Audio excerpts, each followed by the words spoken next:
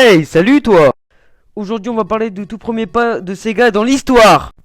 Avec quelques photos de Sega avec un petit costard, c'est tranquille, nickel, toi tu connais. Tout commence dans la troisième génération où Sega commence à sortir sa toute première console, qui est à la SG-1000. Voilà, je vous la montre, elle est comme ça, nickel.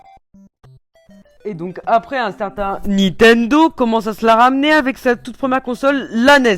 Mais bon, on va pas se le cacher, la SG-1000 était pas ouf contrairement à son ami la NES, qui était contrairement beaucoup plus forte que la putain de SG-1000.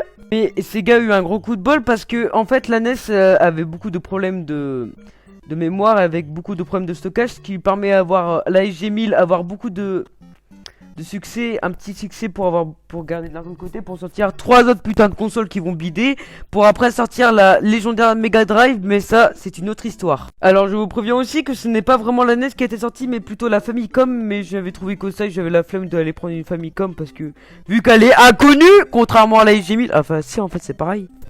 Alors bien sûr je vous laisse savoir qui a gagné la bataille, bah c'est bien sûr la NES avec sa grâce à Nintendo, parce qu'elle a eu plus de ventes, elle était beaucoup plus puissante, et ça c'est normal. Alors, savais-tu que la SG-1000 est sortie au moment de la guerre froide aussi avec la NES?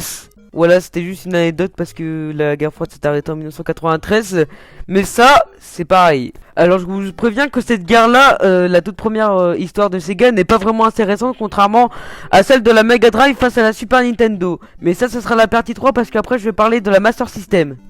Alors là pour une fois je dis un petit clin d'œil à la NES de Nintendo parce qu'elle était vraiment bien pour l'époque, elle s'est super bien vendue. Et en plus ils avaient quand même le courage de pouvoir faire une bonne console comme ça, contrairement à leur truc que la SG-1000 avait pas beaucoup de jeux ouf et elle était pas beaucoup de meilleure qualité. Alors on va parler autre chose que la guerre entre la première partie. C'est qu'en fait en ce moment je n'ai pas beaucoup de vues, ça c'est con parce qu'en ce moment c'est la période où je me mets beaucoup sur le montage et ça c'est vraiment pas ouf. Et j'espère qu'on y avancera de plus en plus parce que les vues c'est pas ouf en ce moment. Et puis merci en ce moment pour un petit soutien parce que j'ai eu beaucoup de soutien. Non je rigole, c'est totalement faux, j'ai pas d'amis.